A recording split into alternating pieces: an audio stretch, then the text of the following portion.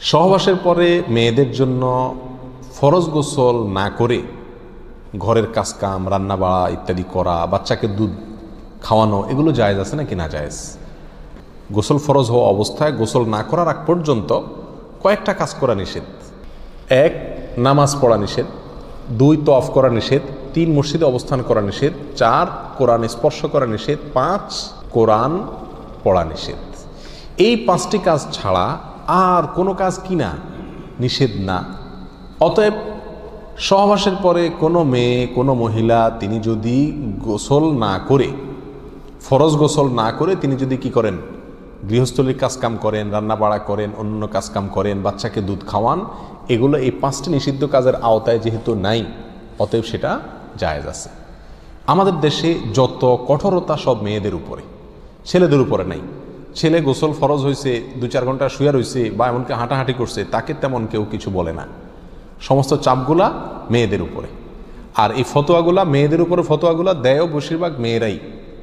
কথার কথা, ননদ আছে, শাশুড়ি আছে বা অন্য কেউ আছে বা জাল আছে, তো তারা খোঁচাইতে শুরু করে যে গোসল না করে বাচ্চাকে দুধ খাওয়াচ্ছে। কোনো বাচ্চা কাঁদতে কাঁদতে মরে যায় কিন্তু দুধ খাওয়ায় না, কেন? কারণ গোসল করে নাই। তো এগুলো না জানার কারণে হয়েছে। ফরজ গোসল না করে 5টি কাজ করা নিষেধ, এর বাইরে আর কোনো কাজ নিষিদ্ধ না। অতএব এমনকি আপনি রোজাও রাখতে পারেন, কি ফরজ গোসল না করে রাখতে পারেন বলতে সাহারি খেতে পারেন, সাহারি খেয়ে রোজা শুরু করতে পারেন। তাহলে আপনি বাচ্চাকে দুধ খাওয়াতে পারবেন না, কে বলেছে? বাসায় কাজ করতে পারবেন না, কে বলেছে? তবে হ্যাঁ, যদি আপনি ফরজ গোসল একটু দেরিতে করতে চান কোনো কারণে, তাহলে সেক্ষেত্রে অন্যান্য কাজকামের সুবিধার জন্য ওযু করে নেওয়া উত্তম। সহিহ মুসলিমের এক হাদিসে আসছে, নবী আলাইহিস সালাতু ওয়াস সালাম গোসল ফরজ হলে ওই অবস্থায় যদি কেউ ঘুমাইতে চায়, শুয়ে থাকতে চায় অথবা অন্য কোনো কাজ করতে চায়, তাহলে তাকে ওযু করে নেওয়ার পরামর্শ দিয়েছেন।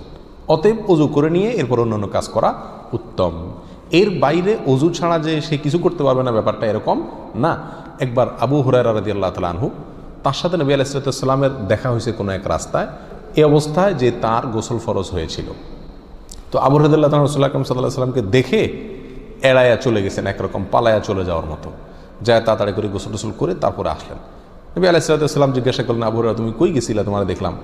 বলে, ইয়া রাসূলুল্লাহ, আমার গোসল ফরজ হয়েছিল, তো আমি আপনার সঙ্গে বসবো, সময় দেব, ফরজ গোসল অবস্থায় আমার কাছে জিনিসটা অপছন্দ লাগলো, নাপাক অবস্থায় এভাবে থাক, আপনার সাথে সাক্ষাৎ করব। তখন নবী আলাইহিস সালাতু ওয়াস সালাম বলেছেন, সুবহানাল্লাহ, মোমেন আবার নাপাক হয় নাকি? অর্থাৎ এটা তো একেবারে তোমার পুরো বডি নাপাক হয়ে গেছে, টাচ করলে আমি নাপাক হয়ে যাবে, ব্যাপারটা তো এরকম না, তুমি এটাকে এত কঠিনভাবে নিয়েছো কেন? তাহলে এই সব হাদিসগুলোকে সামনে রাখলে মোটামুটি পরিষ্কার হয়ে যায়। আমাদের আয়েশা রাদিয়াল্লাহু তাআলা আনহা থেকে এক হাদিসে আসছে, তাকে জিজ্ঞাসা করা হয়েছিল যে নবী আলাইহিস সালাতু ওয়াস সালাম গোসল ফরজ হলে তিনি ঘুমোতেন কিনা? তিনি বলেছেন হ্যাঁ, ঘুমাতেন। কোনো কোনো বর্ণনা আসছে ওযু করা ছাড়াও ঘুমাতেন। তাহলে বোঝা গেল ওযু করে নিয়ে ঘুমানো, ওযু করে নিয়ে কাজ কাম করা উত্তম, কিন্তু আপনি যদি নাও করেন তাতে কি হবে না, কোনো গুনাহ এতে হবে না। আল্লাহু আ'লাম।